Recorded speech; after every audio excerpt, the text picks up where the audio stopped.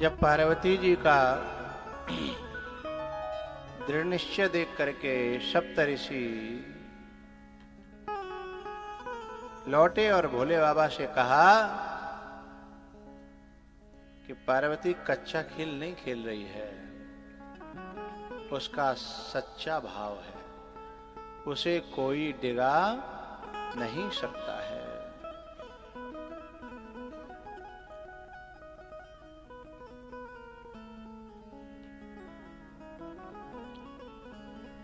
स्वयं भगवान शिव प्रकट होते हैं और आशीर्वाद देकर के कहते हैं अब तुम जाओ, घर जाओ, तुम्हारा तप पूरा हुआ, अब तुम जाओ और हम अब आएंगे। लेकिन ऐसे कहकर के भोले बाबा जैसे ही अपने कैलाश पे पहुंचे फिर समाधि में चले गए। जब वे समाधि में गए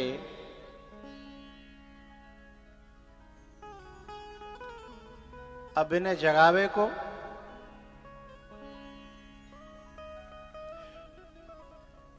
क्योंकि ब्याह तब हो जब जगे। अब उस समय एक असुर था जिसका नाम था तारकासुर, और वो असुर ने भगवान से वरदान मांगा था। कह तो ये रहा था कि हम काऊ के मरे न मारे,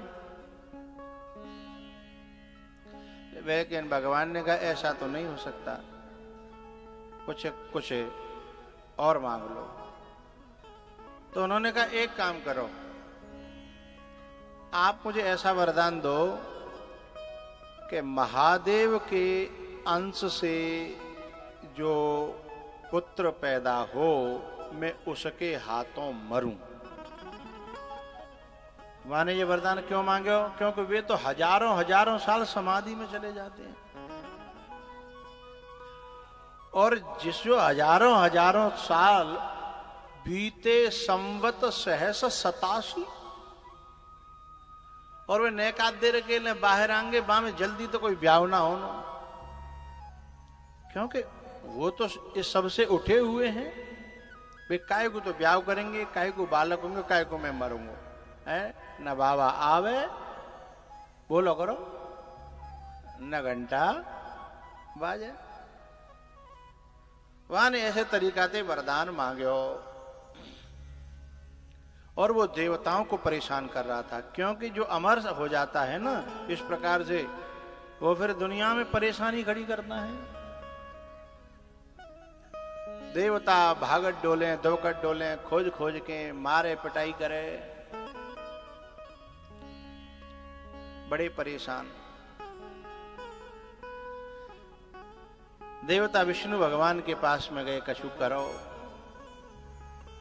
बोले महादेव जी की समाधि तोड़ो, बिना ब्याह के लिए राजी करो, पार्वती की तपस्या पूरी है गई है, वे ब्याह के लिए राजी होंगे तब जाके जाके समस्या को समाधान होगा।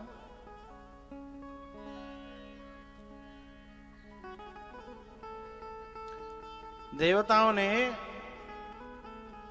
षड्यंत्र किया और कामदेव को बुलाया।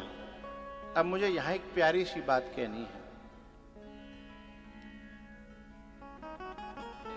जब सबसे बुरे विकारों की बात आती है तो उसमें सबसे पहला नाम होता है काम का। काम, क्रोध, लोभ, मोह, पहले किसका नाम है? यानी विकाराणाम अग्रगण्यम, विकारों में, दोषों में, बुराइयों में, बोलो भाई, सबसे आगे जिसका नाम है वो है काम। यदि काम दोष है तो फिर देव क्यों, और यदि देव है तो फिर दोष क्यों? बात समझ में आ रही है यहां तक? एक तो गिनती कर रहे हैं काम देव, और एक तरफ कह रहे हैं काम दोष है। काम आदि मद दंभन जाके तात निरंतर बस में ताके। जो इन बुराइयों से बचा है, क्यों भैया पहले निर्णय तो कर लो जो बुराई है कि भलाई है, काम राक्षस है कि देवता है।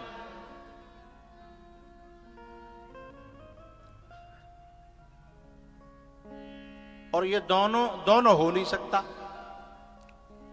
देवता होगा तो राक्षस ना है सकता, और राक्षस होगा तो देवता नहीं हो सकता है। तो एक तरफ कह रहे हैं काम देव, और एक तरफ कह रहे हैं अरे ये काम बहुत बुरा है।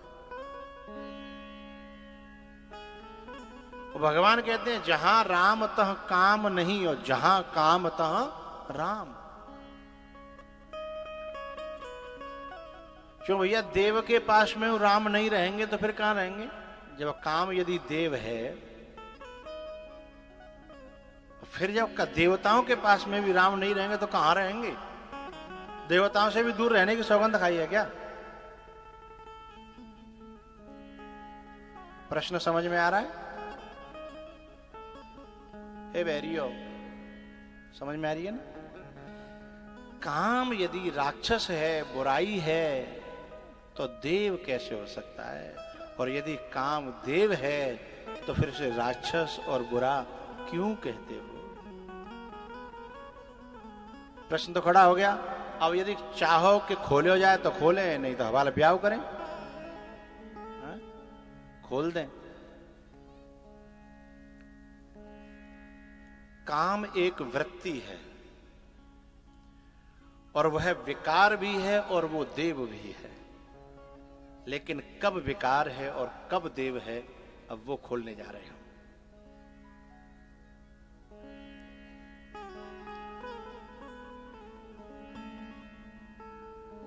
काम जब किसी साधक को साधना से डगमगाया करता है तब राक्षस है, भगवान से दूर करता है तब राक्षस है, हैं? लेकिन आज जब काम देवताओं ने बुलाया और कहा कि तुम्हें भोले बाबा को डिगाने के लिए जाना है, जैसे रावण ने काल नेमी को बुलाया कि तुम्हें हनुमान को डिगाने के लिए, हनुमान और शिव एक ही तो है, महाकाल है। काम जो है सबकी तरफ देख रहा, बोले तुम किसे मारने किसे डिगाने की बात कर रहे हो? काल को नहीं, महाकाल को। मैं जब उन्हें डिगाऊंगा तो बच जाऊंगा। देवता मौन हो गए। कभी कभी देश की सीमा पर ऐसी नौबत आती है कि हम जीत तो जाएंगे पर एक को अपने प्राणों की बलि चढ़ानी पड़ेगी। बॉर्डर देखी होगी, उसमें एक सैनिक अपनी बलि चढ़ाता है टैंक के नीचे जाकर के, और टैंक को खुद तो चला जाता है लेकिन टैंक को फोड़ देता है, लेकिन विजय हिंदुस्तान की हो जाती है।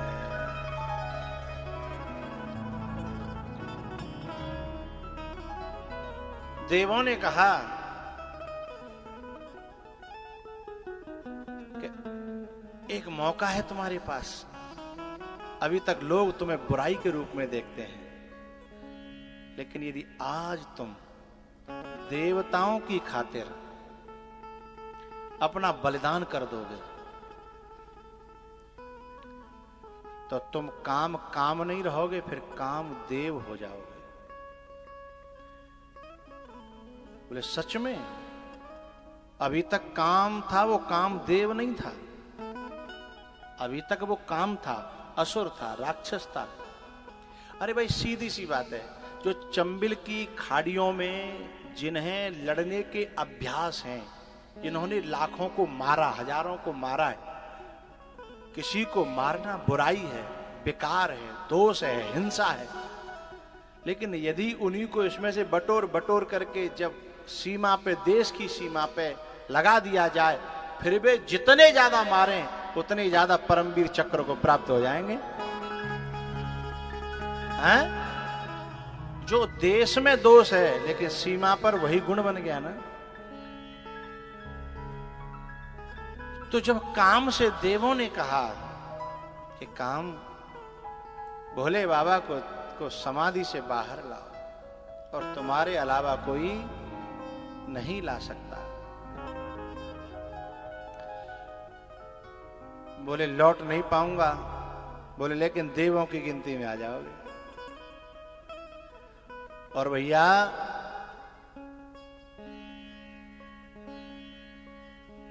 उपलब्धि बलिदान मांगती है, उपलब्धि बलिदान मांगती है। ऐसे कहो या ऐसे कहो, कुछ पाने के लिए कुछ खोना पड़ता है। उपलब्धि वरदान मांगती है, बलिदान मांगती है। देव ने कहा, काम ने कहा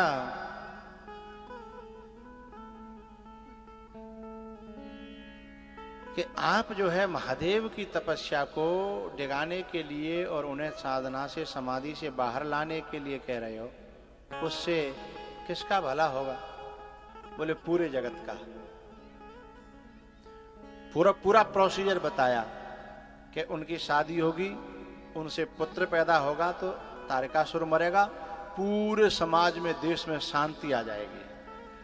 कामदेव ने कहा कि जीवन भर मैंने बुरे ही काम करे हैं, एक अच्छे काम को मौका मिला है, तो मुझे कर लेना चाहिए। और मेरे एक के मरने से इतने समाज को शांति मिलती है तो मेरे मरना भी सफल हो जाएगा। गोस्वामी जी की कलम चल गई। परहित बस जिनके मन माही, तिन कहूं जग दुर्लभ कछुना। परहित बस जिनके मन माही, तिन कहूं जग दुर्लभ कछुना।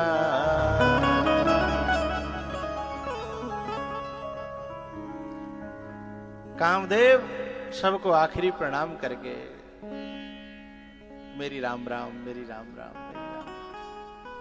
मुझे पता है लौटूंगा नहीं, पर इतनों का भला होता हो तो मेरा न लौटना भी मुझे स्वीकार है। तो कोई कितना भी दुर्गुणी हो, लेकिन जिस दिन परहित के मार्ग पर कदम रखता है उसी दिन वो राक्षस से देव बन जाता है, कामदेव हो गया वो। और यात्रा केवल यहीं तक नहीं रुकी। जो राम ये कहते हैं कि जहां काम तहां राम नहीं, उसी राम ने आशीर्वाद दिया। क्या? कि जा, तू देवों के काम आ रहा है, मेरी भक्तों के काम आ रहा है, मनुष्य जाति के काम आ रहा है, सृष्टि की शांति के काम आ रहा है। तू तो मेरा बेटा होने लायक हो गया है। अब तक नहीं, अब जा मेरा बेटा बनेगा। कामदेव भगवान श्री कृष्ण के वंश में जाकर के अवतरित हुआ, कृष्ण का बेटा बना। जोर से बजाइए, बात समझ में आती है तो। जब जदुवंश कृष्ण अवतारा,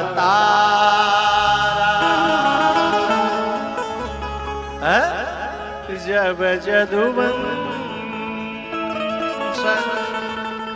कृष्ण अवतार। कहां तो ये जहां राम तहां काम नहीं, और कहां बेटा बन जाए। कौन सा मार्ग है? परहित वश जिनके मन मा, तिन कहूँ जग दुर्लभ कछु नाहि। परहित सरिस धर्म नहीं भाई, पर पीढ़ा सम नहीं अधमा। पर पीढ़ा सम नहीं अधमा। बात समझ में आ गई? काम राक्षस कैसे है और काम देव कैसे है, हैं? अच्छा एक बात बताओ, राहु राक्षस है कि देव? राक्षस है ना। केतु राक्षस है कि देव? राक्षस है। लेकिन हमारे पंडित जी तो जब नवग्रह बनाते हैं और वहां में जो है ना राहु और केतु को चौकी पे बैठा करके और उनकी पूजा करते हैं, आरती करते हैं। क्यों भैया, राक्षसों की आरती करोगे तुम? बड़ी प्यारी बात है। ये बात हमें सांत्वना देती है कि हम कितने भी बुरे हों, लेकिन कहीं न कहीं आशा की किरण इस भूलोक पे जरूर होती है। कोई खोज ना जाने तो, कोई पकड़ ना समझ ना जाने। डरिएगा नहीं कि हम बुराई से भरे हैं तो कोई हमारा रास्ता ही नहीं है ना। परमात्मा बड़ा करुणावान है। समय समय पे तुम्हें आशा की किरण कहीं न कहीं से देगा। चौकन्ने रहना, अवसर को चूक मत जाना। हाँ? बुरे से बुरा व्यक्ति भी ऊंचे से ऊंचाई को पहुंच सकता है। अवसर आएंगे, हैं? चूक मत जाना। राहु और केतु की बात आई थी। जब विष्णु भगवान जो है अमृत पिला रहे थे, एक तरफ राक्षसों की लाइन थी, एक तरफ देवताओं की लाइन थी।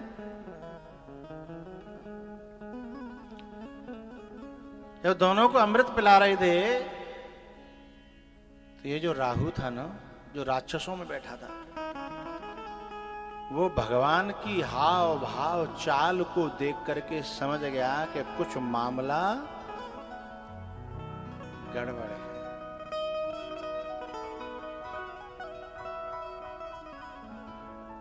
ये जो राहु था ना, इसने भगवान को पहचान लिया।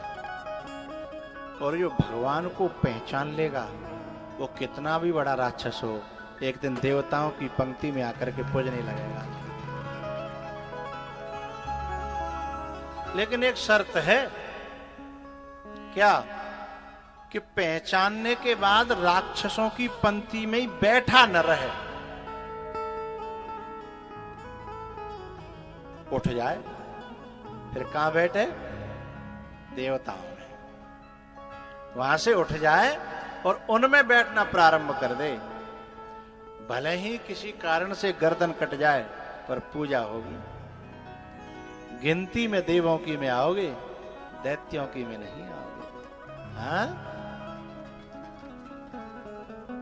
इसने भगवान को पहचाना है और पहचान करके दैत्यों की पंक्ति को छोड़ दिया, देवों की पंक्ति में आकर के बैठ गया। सूर्य और चंद्र दोनों के बीच में आके बैठ गया। और पता है,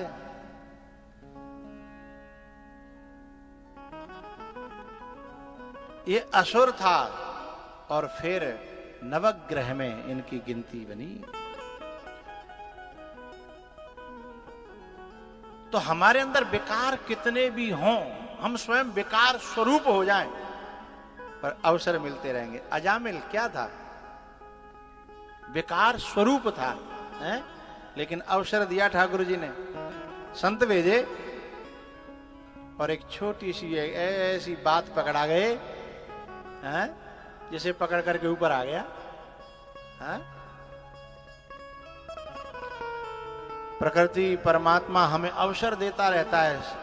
चौकन्ने रहिएगा, अवसर को पकड़ते रहना, ये जरूरी है। तो कामदेव तैयार हो गया,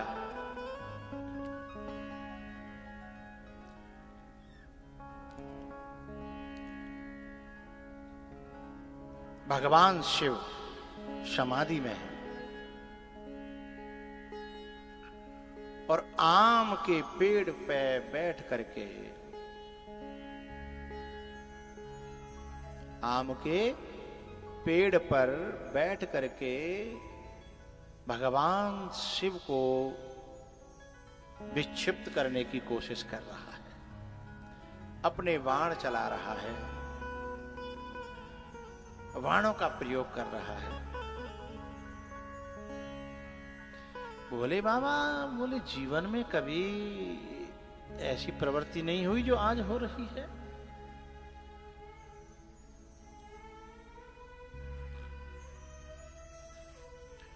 और जैसे ही ध्यान में से भीतर से ही जब काम को देखा, ओ हो, बाबूजी आप आए हो। तब शिवती शरण नयन उघारा, तब शिवती शरण नयन उघारा।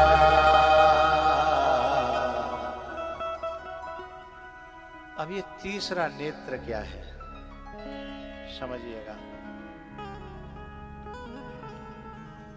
हमारी जो दो नेत्र है ना, एक है लेफ्ट, एक है राइट, एक है वायां, एक है दायां, एक है सूदो, एक है खैरो, है ना। और इन आंखों को कभी गौर से देखिएगा, एक थोड़ा सा बड़ा होता है और एक थोड़ा सा, जब गौर से देखोगे तो पता चलेगा, एक जैसे दोनों नहीं होते। और भी जरा देखिएगा, एक थोड़ा झुका रहता है और एक थोड़ा सा उठा रहता है। अब आज जाके सब शीशा देखेंगे कि बादनाथ हमें पता ही नहीं है, हम तो देख रहे हैं सब बिल्कुल एक जैसे ही दोनों। देख लियो, कोई बात ना है? आदमी तो पता ना देखेंगे कि नहीं देखेंगे। आदमी क्यों नहीं देखेंगे? क्योंकि आदमी कथा सुन के यहीं तक छोड़ के चले जाते हैं, माताएं कथा घर लेके जाती हैं, इसलिए देखेंगे।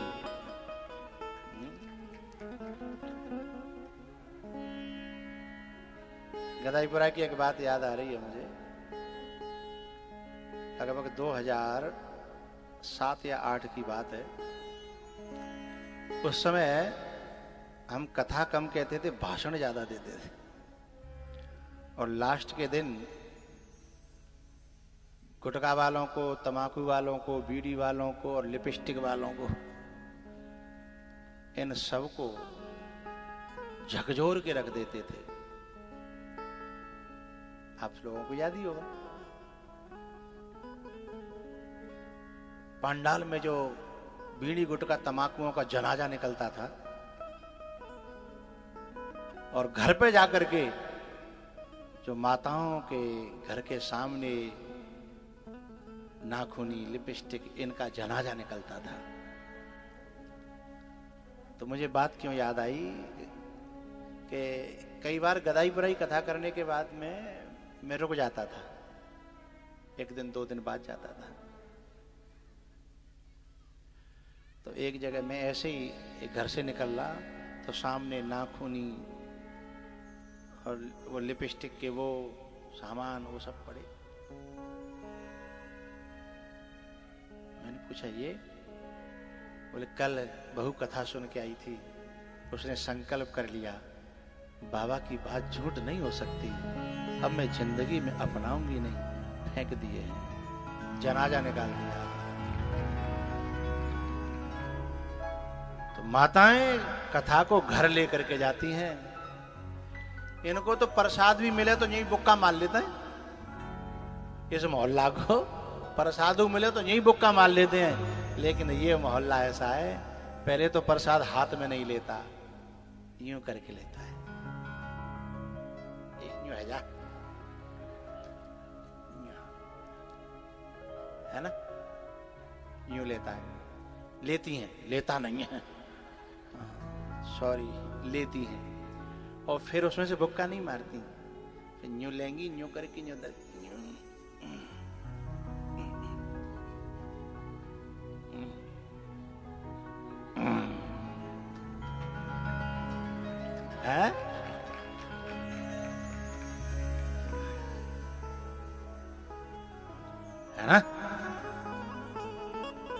और आप लोग जानते हो, हमारी देसी भाषा में कहा जाता है कि मैंने बात की ऐसी गांठ मारी है, ऐसी गांठ मारी है, खुलेगी नहीं। तो ये गांठ मार के ले जाती है घर पे। इसलिए कि माताएं आज जरूर जाकर के शीशा देखेंगी बार बार बार बार, क्योंकि गांठ मार के ले जाएंगी।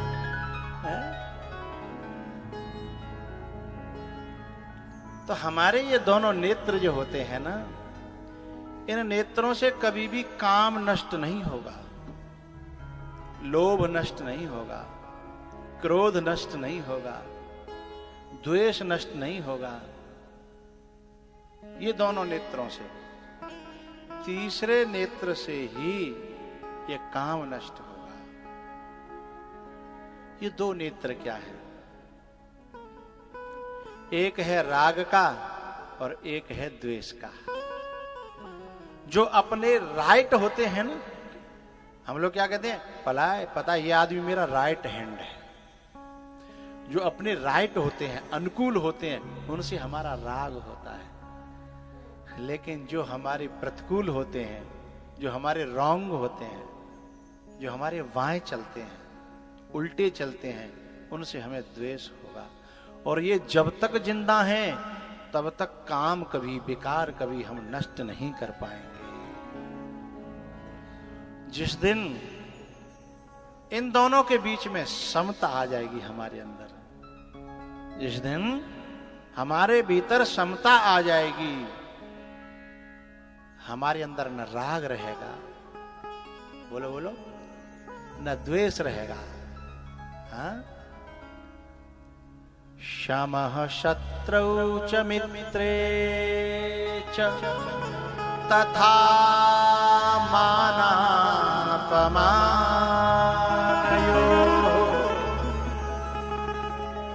न मे राग द्वेषौ न मे लोभ मोहौ चिदानंद रूपः शिवोऽहं शिवो चिदानंद रूपः शिवोऽहं शिवो। महापुरुष यही तो कहते हैं, समता में जीने का अभ्यास करो। कोई सम्मान भी दे तो भी ज्यादा मत लिपटो, कोई अपमान भी करे तो भी ज्यादा मत द्वेष करो। धीमे धीमे धीमे करत करत अभ्यास के जड़ मत होत सुजान। और रसरी आवत जात ते सिल पर परत निशान। रसरी आवत जात ते, कहां पत्थर और कहां नाजुक सी रस्सी। कुआं में से पानी खींचते खींचते पत्थर को काट देती है।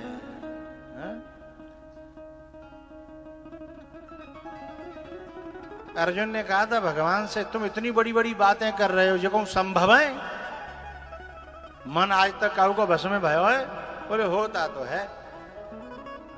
बोले कैसे होगा?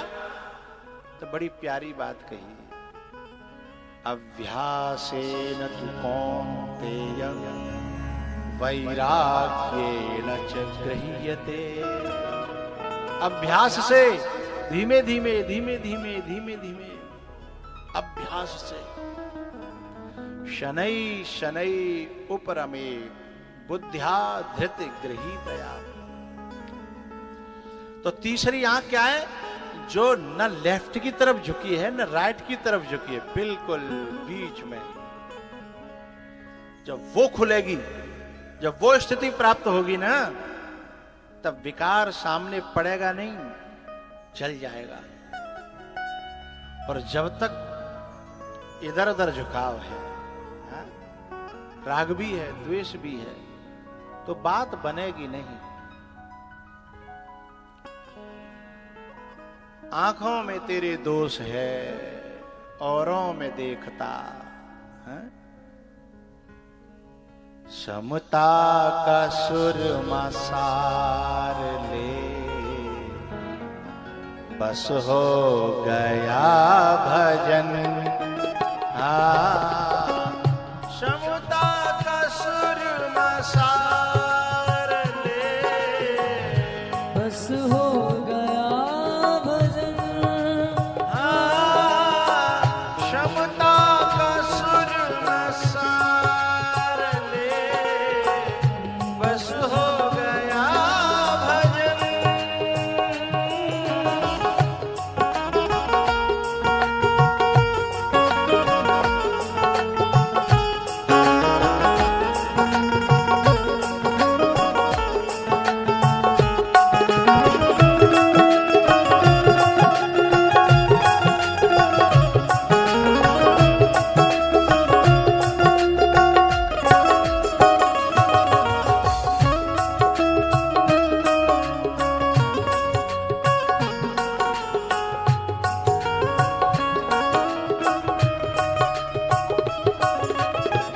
कोई तुझे बुरा कहे, तू सबको कर क्षमा।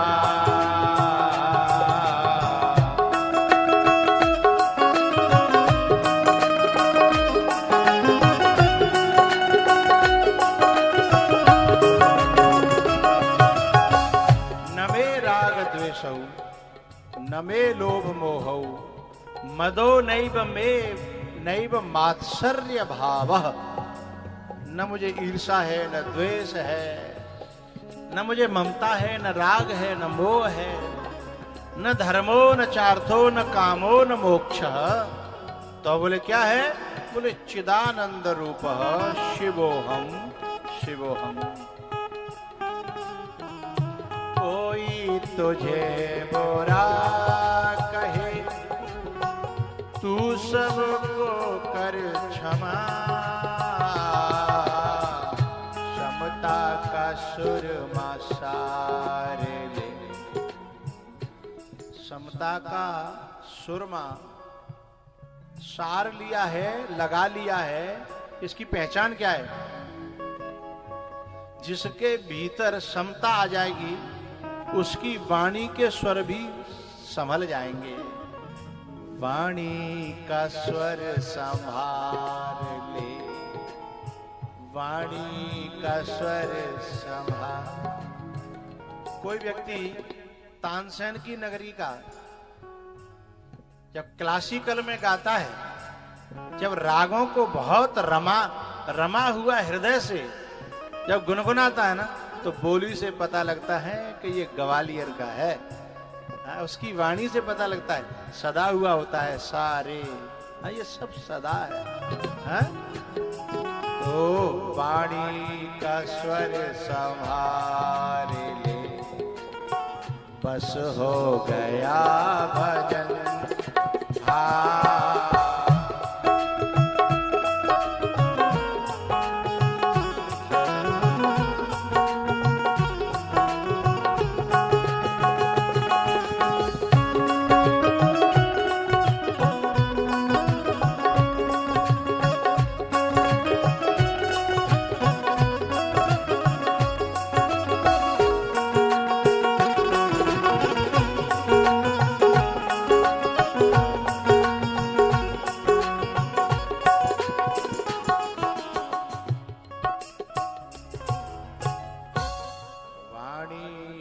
स्वर संभार ले, ये बस हो गया भजन। वाणी का स्वर संभार ले। एक भाव है कि जो समता में बीच की आंख जिसकी खुल गई, समता जिसकी डेवलप हो गई है, न कहीं झुकाव। एक बात बताऊं, साधक जो होता है ना, साधक, उसका अपमान हो जाए तो वो अभाव नहीं समझता कि मेरे यहां सम्मान की कमी है, कि क्योंकि वो अपने आप में पूर्ण होता है ना, तो दुनिया की कोई कमी उसे खलती नहीं है। तो साधक कभी अभाव में नहीं जीता। और बाकी सामने बहुत बड़े बड़े लोग आ जाएं तो कोई प्रभावित नहीं होता, क्योंकि वह स्वयं लबालब भरा है ना अपने आप में। तो साधक जो है किसी के प्रभाव में भी नहीं आता, न वो अभाव में जीता है और न वो प्रभाव में जीता है। साधक जब जब जीता है अपने स्वभाव में जीता है, अपने स्वभाव में। जब शिवती सर नयन उघार, जब शिवती शर नयन उघार। तीसरा नेत्र जब खुला काम भस्म हो गया।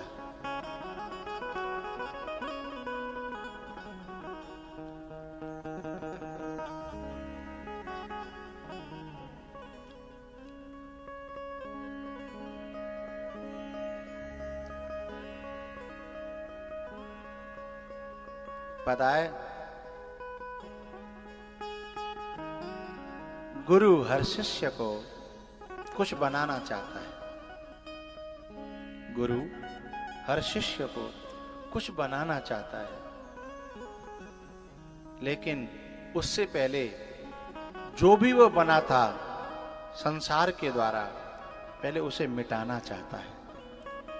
क्योंकि पहले जो बना था वो इस मार्ग के योग्य नहीं है, इसलिए पहले वो मिटाना चाहता है, फिर बाद में बनाना चाहता है। एक बात बताओ मैया,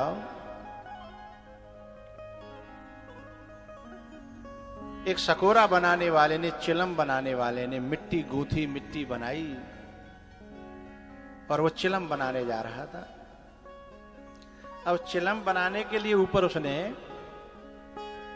मिट्टी तैयार करी और चाक घूम रहा था, और वो बनाते बनाते बाकी जो है नीचे की जो आकार वो तो बन गया, ऊपर का आकार बनाने वाला था।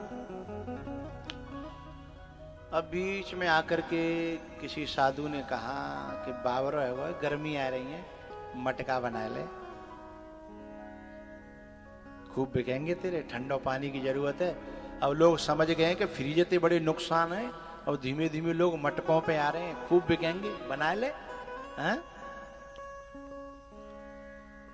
बोले महात्मा है, बुरा तो कहेंगे नहीं, भले के लिए कह रहे होंगे, और साधु से हो न कारज हानि, मान की महाराज जैसी आज्ञा। अब ये बताओ, वो जो आकृति अब तक बनी हथकाई, वो पहले बिगाड़नी पड़ेगी कि नहीं बिगाड़नी पड़ेगी?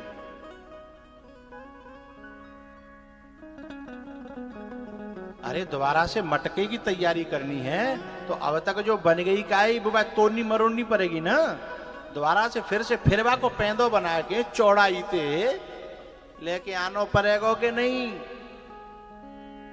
तो पहलो जो बने हो तो काओ पहले वो बिगाड़ना पड़ेगा, है ना? क्योंकि अब जो बनाया जाएगा उसको जो पैंदो है ना वो चौड़ा करना पड़ेगा, उस तरीके से बनाना पड़ेगा। लेकिन वो पहली जो मिट्टी कहे कि नहीं मैं जैसी दिखाऊं तैसे में देखा जो बना लो, अब मैं बिगड़ना नहीं चाहती, तो न चिलम रहेगी और न मटकी रहेगी, हैं? कितों की नहीं रहेगी ना।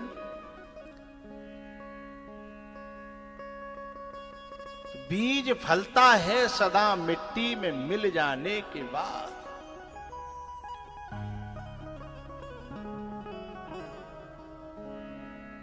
तो ये काम मिटने को तैयार है, इसलिए भोले बाबा कहते हैं कि मैं तुझे बना दूंगा। परहित सरेस धर्म नहीं भाई, पर पीढ़ा सम नहीं अधमा। जब बनाने वाले के हाथ जब एकदम ऊपर से ऐसे माने दे मिट्टी में, मिट्टी बोली अरे अरे क्या कर रहे हो? वो बोला कि महापुरुष का संग मिला, वाणी मिली, विचार बदल गया। बोले क्या क्या विचार बदला, मुझे तो बताओ। बोले हम तुम्हें पहले चिलम बना रहे थे, अब हम तुम्हें मटका बनाएंगे। मिट्टी बोली जैसी इच्छा। बोले मेरा विचार बदल गया सत्संग से। मिट्टी बोली महाराज तुम्हारा तो विचार ही बदला है, मेरी तो जिंदगी बदल गई। यदि मैं चिलम बनती तो खुद फुगती और दूसरे ने फूकती है, खुद भी फूकती और दूसरों को फूकती है। लेकिन अब मटकी बनूंगी ना तो खुद भी तर रहूंगी, ठंडी रहूंगी और दूसरों की भी प्यास बुझा करके उन्हें शीतलता प्रदान करूंगी। है? साधु से होई न कारज हानि, एहि सनहट करी हम पहचानी। एहि सनहट करी हम पहचानी। भैया जब वो जल करके राख हो गया और उनकी पत्नी रति आकर के प्रार्थना करती हैं, करुणावान है भोले बाबा, करुणा अवतार हैं। उन्होंने कहा कोई बात नहीं, जब जदुवंश कृष्ण अवतारा, जब जो कृष्ण का अवतार होगा तब तुम्हारा पति उनका बेटा बनेगा। सांत्वना मिली। लेकिन पता है कामदेव का एक नाम पड़ गया तब से अनंग। अनंग जिसके अंग नहीं है, जिसके अंग नहीं है, अनंग। एक दिन राम जी का राम जी का कामदेव से आमना सामना हो गया। बात बड़ी प्यारी है, कहूं कि रहने दूं, कहता हूं। जबकि नियम यह है कि भोले बाबा और कामदेव और राम जी, न तो राम जी के सामने पड़ सकता है वो, उन्होंने कह दिया कि जहां राम तो काम नहीं, और भोले बाबा के तो आंख के सामने पड़ ही नहीं सकता। अब एक बार स्वाद चाख लो अपर है वो। लेकिन एक बार आकर के और भोले बाबा को चैलेंज कर दिया कामदेव ने, और आकर के नाचने लगा भोले बाबा के सामने। खोलो तीसरा, तीसरा नैन खोलो, तुम्हारे सामने हूं, खोलो खोलो। भोले बाबा कुछ नहीं कर पाए, सुनते रहे। भोले बाबा बोले कि हमारी गली में आना तब बताएंगे। बोले तुम तो जगतपति हो। बोले जगतपति हैं पर आज कुछ नहीं कर पा रहे। बात कब की है कि जब राम जी का विवाह था, जब राम जी का विवाह था तो क्योंकि वो अनंग था लेकिन अंग धारण कर सकता था, तो विवाह में सबसे सुंदर, पूर्ण तीनों लोगों में सबसे सुंदर घोड़ा चाहिए था, और सुंदरता में नाम कामदेव का था। उस कामदेव ने घोड़े का रूप बनाया, और जब जिस घोड़े पर रामदेव जी भगवान राम बैठे हैं जनकपुर में, और वहां पर भोले बाबा पहुंचे तो घोड़ा टेढ़ो टेढ़ो देख रहा हो। कहो भोले बाबा जरा के दिखाओ, क्योंकि आज मेरे ऊपर राम बैठा है, और जिस काम के ऊपर राम बैठ जाए फिर महादेव की ताकत कहां कि उसकी ओर टेढ़ी नजर कर सके। जिस काम में राम समाया है, काम माने कामना, जिसमें राम समाया है, जो राम के चलाए चलता है, जिस काम की लगाम राम के हाथों में है, वहां महादेव या महाकाल भी खड़ा खड़ा देखता रहेगा। मजाल है, ये वही भोले बाबा हैं कि जबत शिवती सर नयन उघारा, अपनी कामनाओं पर, अपने कामनाओं पर राम को बिठा दो, हैं? राम को बिठा दो। अच्छा, राम जी ने कहा था कि जहां काम तह राम नहीं। आज ये राम जी और काम जी एक जगह कैसे? राम जी और काम जी एक जगह कैसे हो गए? वो इसलिए राम जी का बैर तब तक था जब तक वो काम से काम देव नहीं बना है। अब वो काम देव बन गया तो राम का मैं वैर मिट गया।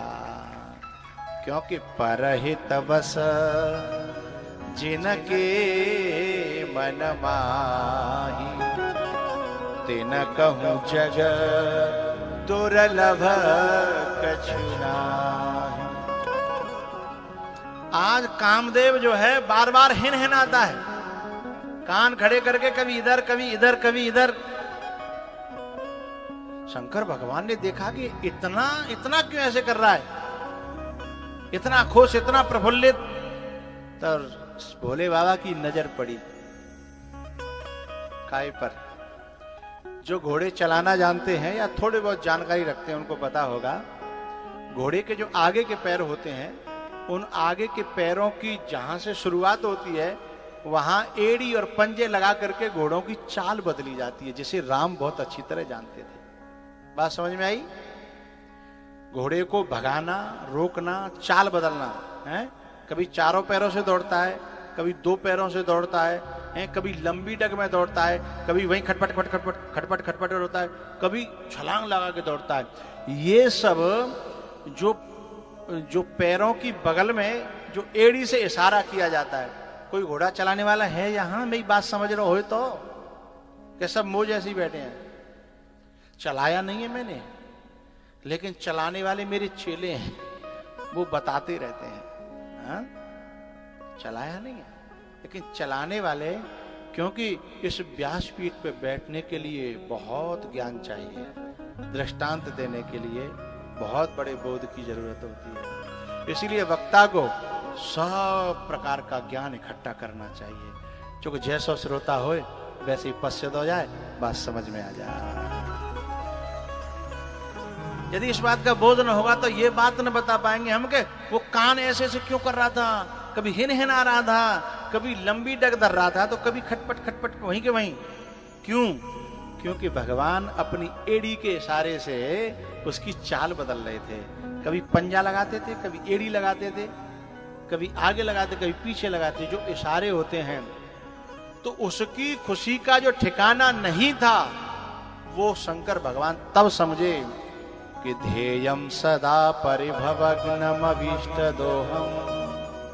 बोले जिन चरणों को हम अपने हृदय में धारण करके रखते हैं, आज उनका स्पर्श ये कामदेव पा रहा है।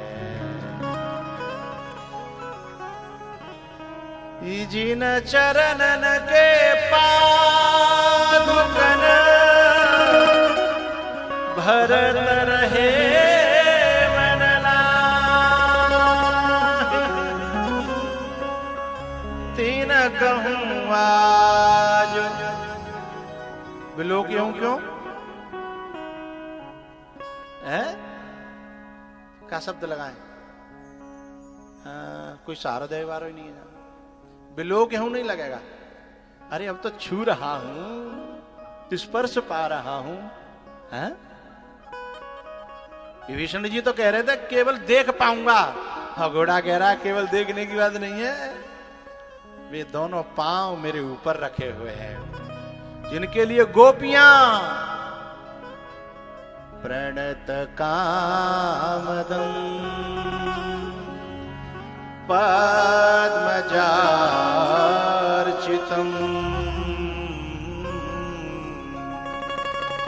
गोपी गीत भेजना। प्रणत कामदम पद्मजा अर्चितम ते पदाम्बुजम। पद्मजा, पद्म माने कमल, जा माने कमल से पैदा होने वाला, यानी ब्रह्मा जी। नारायण की नाभि से कमल, कमल से ब्रह्मा जी हैं। पद्मजा अर्चितम ते पदाम्बुजम। वे ते के यानी वे के पद्मजा अर्चितम ते पदाम्बुजम, जो ब्रह्मा जी के द्वारा, पद्मजा के द्वारा जो अर्चित है, पूजित है, ते पदाम्बुजम, उन चरणों के दर्शन कब होंगे? गोपियां रो करके कह रही हो भागवत के 10वें स्कंद में, प्रणत कामदम, उनमें जो सकृद एव प्रपन्नाय तवास्मि इति याचते, जो एक बार गिर करके जिन चरणों में आदमी अपना भाग्य खोल लेता है, अपनी सारी कामनाओं को पूर्ण कर लेता है, बेपांव। आज कामदेव कह रहा है, बोले बाबा आज मेरी पीठ पे लदे हैं, क्या देख रहे हो? खोल लो अपने 15 नेत्रों को। प्रणत कामदम पद्मजार्चितम।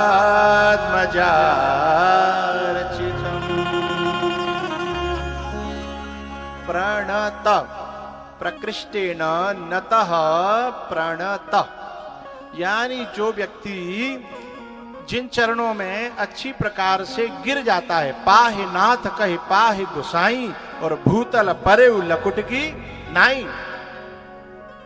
ऐसे जो गिर जाता है फिर उनके सुलझाने का काम राम करते हैं, उनके सुलझाने का।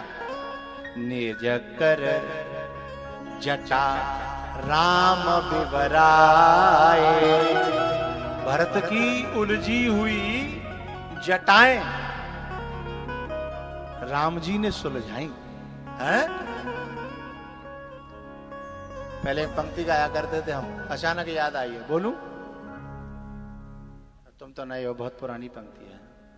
नरी नर नर ना ना रे ना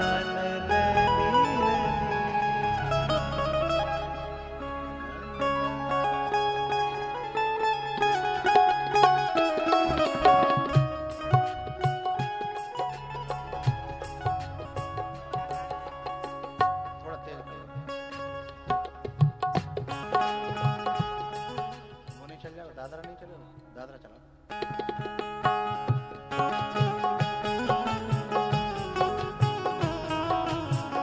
उलझी लट सुलझा जा रे मोहन, उलटी हाँ, उलझी लट सुलझा जा रे मोहन, मेरे हाथ मेहंदी लगी।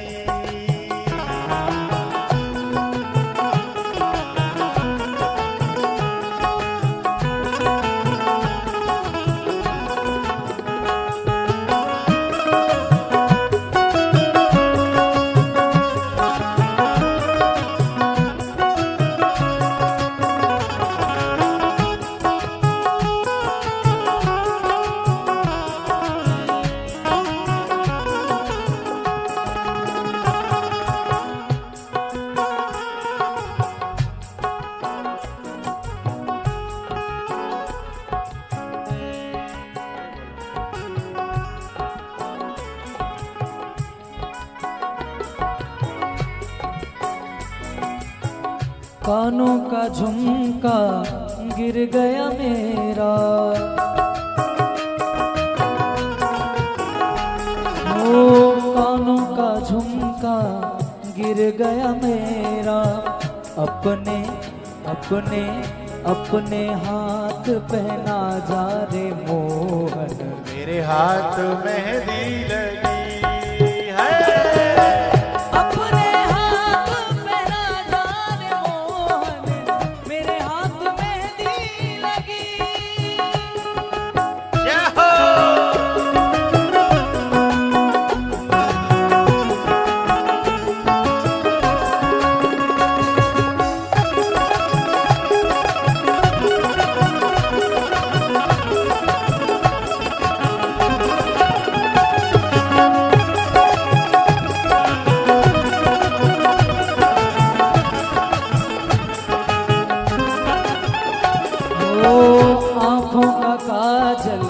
हट गया मेरा,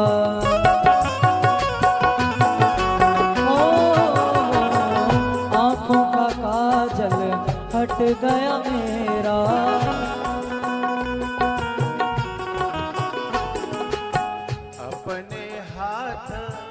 अपने हाथ लगा जा रे मोहन, तेरे हाथ मेहंदी लगी। अपने हाथ लगा जा रे मोहन, मेरे हाथ मेहंदी लगी।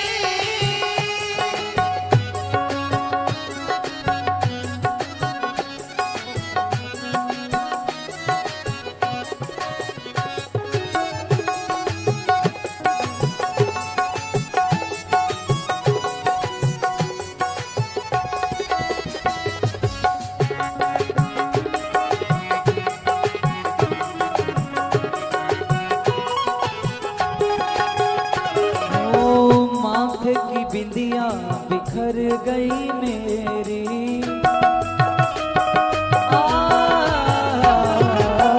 माथे की बिंदिया बिखर गई मेरी।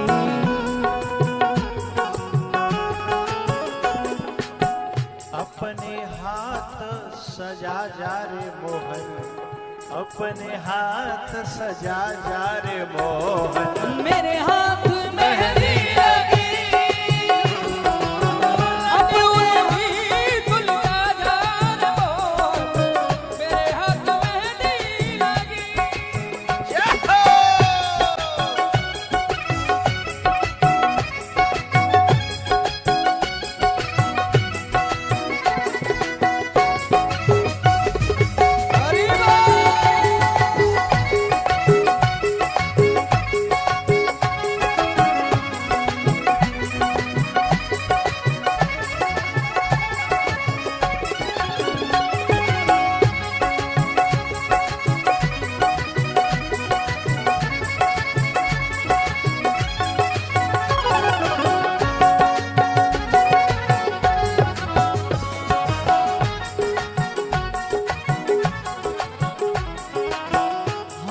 का कंगना गिर गया मेरा,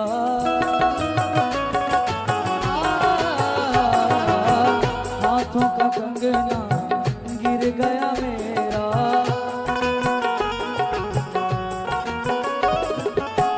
अपने अपने अपने हाथ पे ना जाने मोहन, अपने हाथ पे ना जाने मोहन, मेरे हाथ में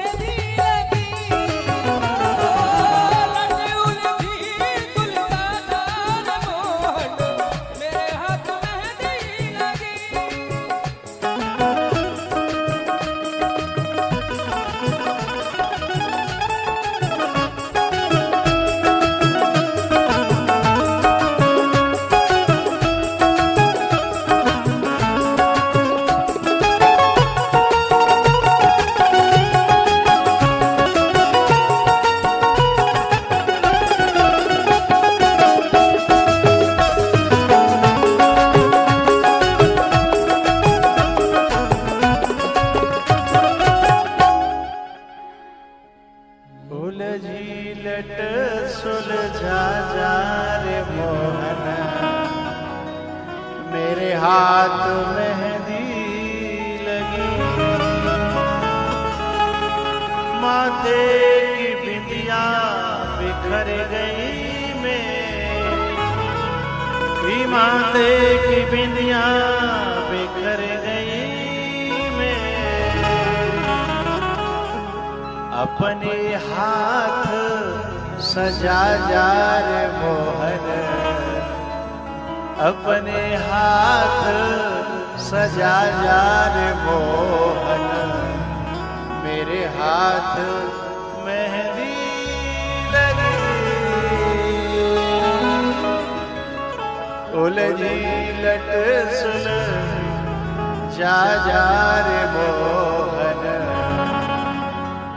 ग्वालियर है। उलझी लट सुलझा जा रे मोहन, उलझी लट सुलझा जा रे मोहन, मेरे हाथ मेहंदी लगी।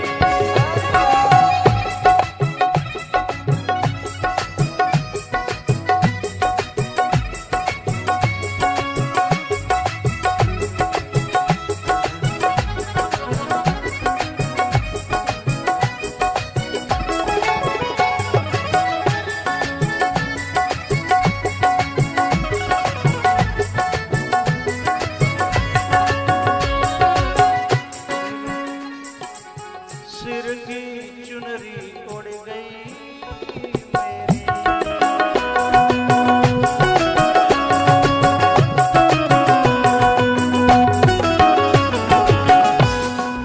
सिर की चुनरी उड़ गई मेरी।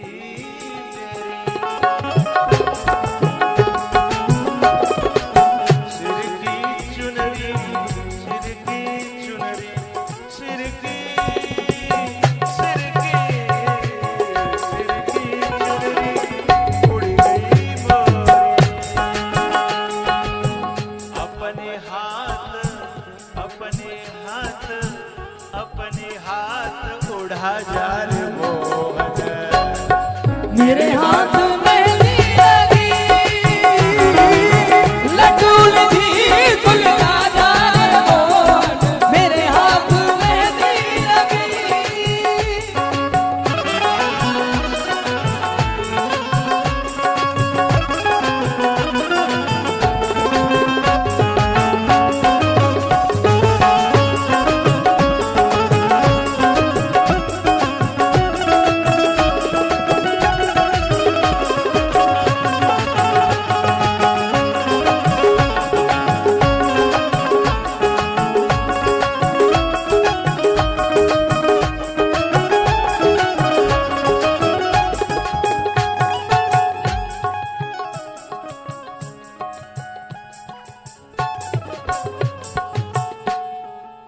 उलझी लट सुलझा, उलझी लट सुलझा जा रे मोहन। मेरे हाथ मेहंदी लगी।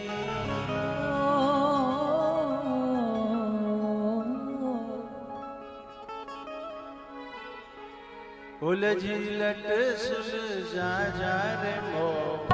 मेरे हाथ मेहंदी लगी।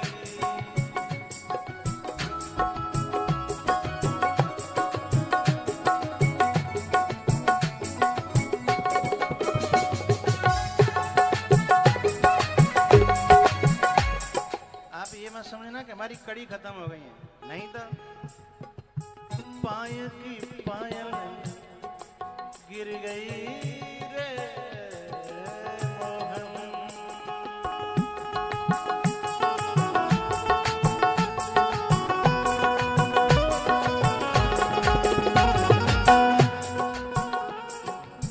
पायल की पायल गिर गई रे मोहन।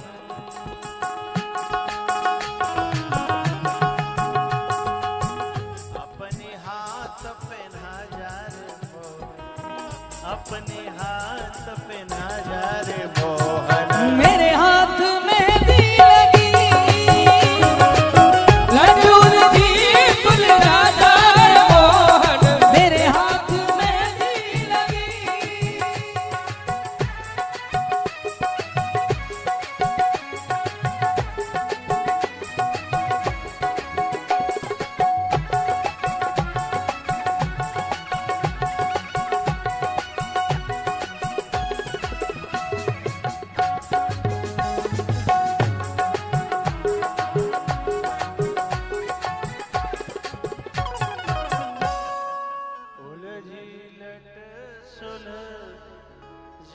जा रे मोहन।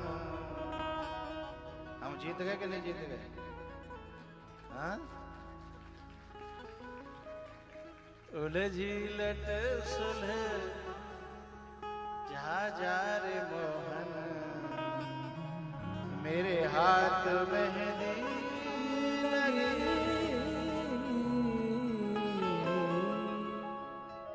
जो राम में उलझ जाते हैं ना, जो श्याम में उलझ जाते हैं ना, उनकी उलझन को राम सुलझा देते हैं। और जो दुनिया में उलझे हैं बेजाने बिन को, राम कहते हैं जो मेरे में उलझेगा ना, उसकी सारी उलझने मैं सुलझा दूंगा। ये जब भजन चलता है तो मुझे एक संत याद आते हैं। बरसाना के पास में एक कामा है, कामा ही है ना। कामा के बगल में ही एक जगह है, वहां एक आश्रम है झाड़ियों में, और वहां एक संत थे जटाधारी, उनका नाम था नागा बाबा। नागा बाबा झाड़ियों में ऐसे ही घूम रहे थे, और उन्होंने जो है ना कहीं कथा सुनी थी कि जो राम में उलझ जाते हैं, जो श्याम में उलझ जाते हैं, उनकी उलझने श्याम सुलझाता है। तो बहुत बड़ी बड़ी जटाएं थी और अवधूत गति में रहते थे। एक बार हमारे संग में काफी लोग गए थे चित्रकूट में, ऊपर जो पहाड़ पे एक संत थे, छोटे सरकार बड़े सरकार, उन्होंने जब जटाएं खोली तो बड़ी दूर तक, ऐसे ही संत थे ब्रज में। तो चलते चलते एक झाड़ी में, अभी भी वो झाड़ी है, जब बरसाना में कथा हुई थी तब दर्शन करके आए थे हम, सब कथा वहां के उन महाराज जी ने सुनाई थी हमें। तो झाड़ी में उलझ गई, अब वहां उलझ गई तो मैं ही ठाड़े आ गए। वहां कुछ बकरी चलाने वाले, गाय चराने वाले लोग बोले बाबा क्या बात है? बोले कछु नहीं, लेकिन वे देख रहे कि झाड़ी में जटा उलझ गई। ताते? बोले हाँ। बोले हम सुलझाते हैं? बोले ना, तेने उलझाइए का? बोले नहीं। तो बोले जाने उलझाइए वो सुलझावेगा, न तेने उलझाई न मैंने उलझाई, तो न तू सुलझावेगा और न। बोले महाराज कैसी बाबर जैसी बातें करते? बोले नहीं, मैंने कथा में सुना है, और कथा में व्यासपीठ से कोई महात्मा झूठ थोड़ी बोलेगा, मैंने सुना है। हो ग्वारिया लोग थे, बोले बाबा बाबर है, ऐसे को भगवान जटा सुलझाए में आ रहे हो। लेकिन गोस्वामी जी कहते हैं कि राम सदा सेवक रुचि राखी, राम सदा।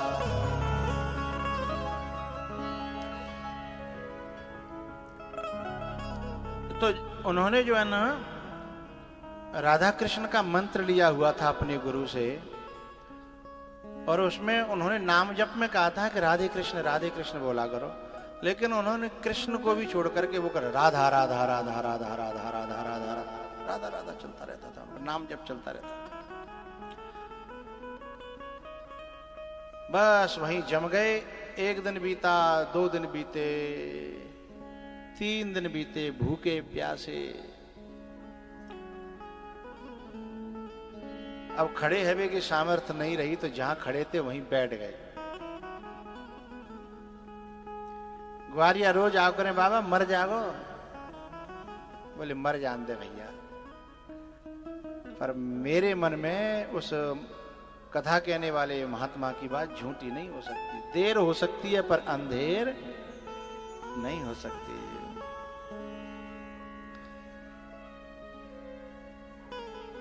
तीसरे दिन की शाम जब भई, एक छोटा सा बालक, बाबा राधे राधे, राधे राधे भैया। बोले काय क्यों यहाँ मर रहे हो? बोले तो का लेनो देनो? बोले मुझे तो लेनो देनो है, तभी तो मैं मर रहा हूं यहाँ, मुझे तो लेनो देनो है।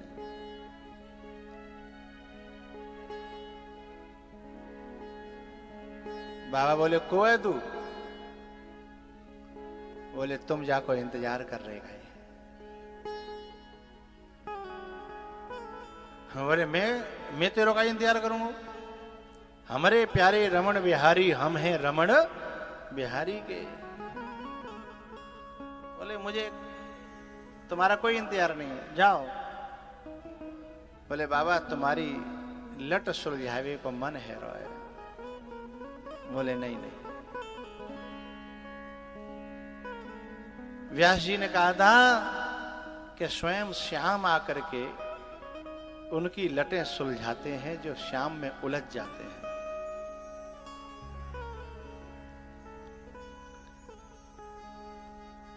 बोले बाबा मैं वही हूं।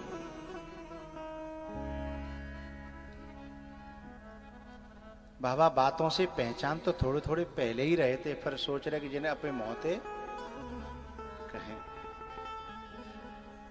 बोले बाबा मैं वही हूं। बोले अच्छा, बोले असली रूप में आओ। हाँ? वंशी विभूषित करा नवनीरदाभा पीतांबरा तरुण बिंब फला धरोष्ठा पूर्णेन्दु सुंदर मुखा अरविंद नेत्रा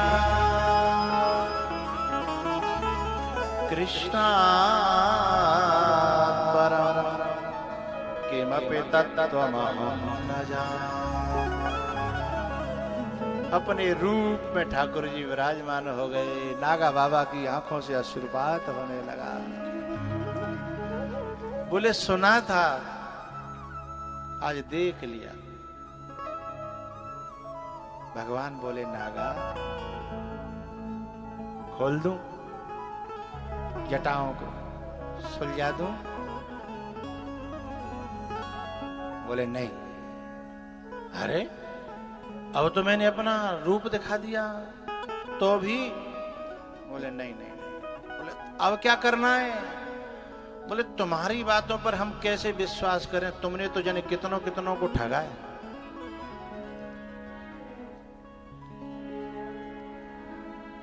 हैं? मधुपकितव बंधो मास्पृशांग्रिम सपत्न्या कुच फिलुलित माला कुंकुमश्मश्रुभिर्न। आपने त्रेता में बाली को ठगा, धोखा किया था पेड़ों की आड़ से। आपने तो गोपियों को ठगा था। मधुर या गिरा वल्गो वाक्यया बुध मनोज्ञया पुष्कर एक क्षण। तुम्हारी चिकनी चुपड़ी बातों में बड़े बड़े लोग ठगे गए हैं, लेकिन मैं ना ना ना ना, ना।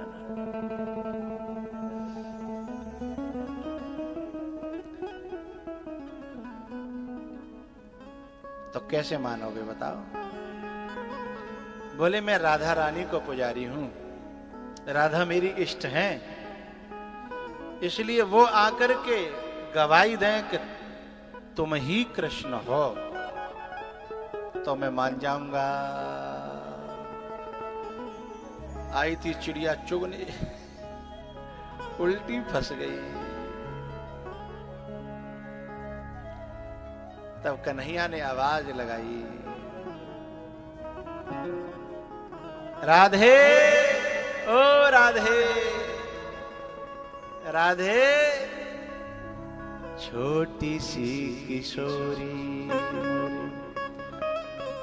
अंगना में डोले रे, छोटी सी किशोरी। राधा रानी आई हैं छोटे से बाल स्वरूप में। हाँ श्यामजू, कैसे याद किया? जा अपने भगत को समझा, मर जाएगो भूखो मर हैं? बोले का बात है? बोले जाकी लटें उलझ गई हैं और मैं कह रहा हूं कि मैं सुलझा दूं, पर ये मेरे को कृष्ण मानने को तैयार नहीं है। बोले तुम तो बंसी लेके बैठे हो, असली रूप में बैठे हो, फिर भी तैयार नहीं है? बोले नहीं। तब किशोरी जी ने पूछा, अरे बाबा ये तो अपने रूप में है तो भी। नागा बाबा कहते हैं रूप तो बड़े बड़े बहरूपिया भी बना लेते हैं, जब तक आप गवाही न दो। है? जब तक आप गवाही न दो तब तक मैं कैसे मान लेता? तो बोले ठीक है मैं गवाही देती हूं, अब खुलवा लो। कन्हैया बोले अब तो खोल दें। बोले ना। बोले अब क्या बात है? बोले पहले मेरी राधा रानी हाथ लगाएंगी, उसके बाद आप हाथ लगाओगे।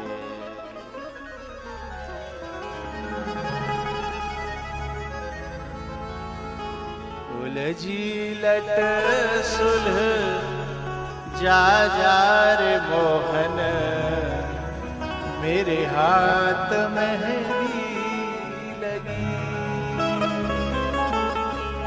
उलझी लट सुलह जा रे मोहन, मेरे हाथ मेहंदी लगी। माथे की चुनरी उड़ गई रे मोहन, अपने हाथ उड़ा जा रे मोहन, मेरे हाथ मेहंदी लगी। अपने हाथ उड़ा जा रे मोहन, ये मेरे हाथ मेहंदी लगी।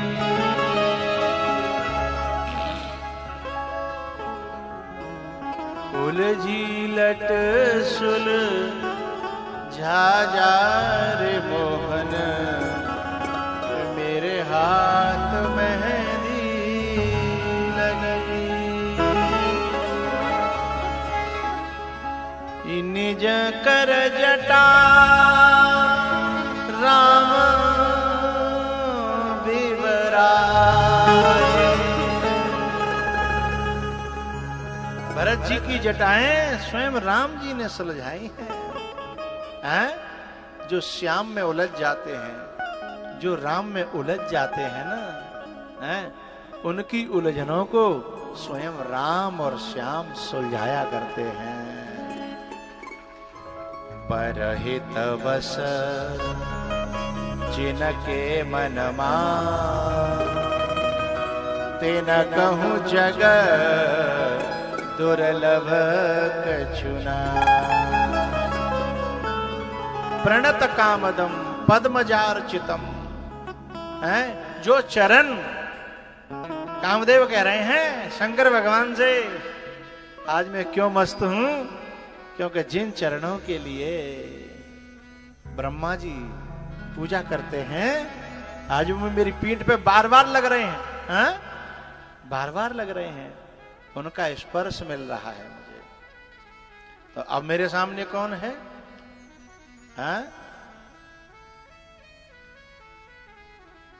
न जागा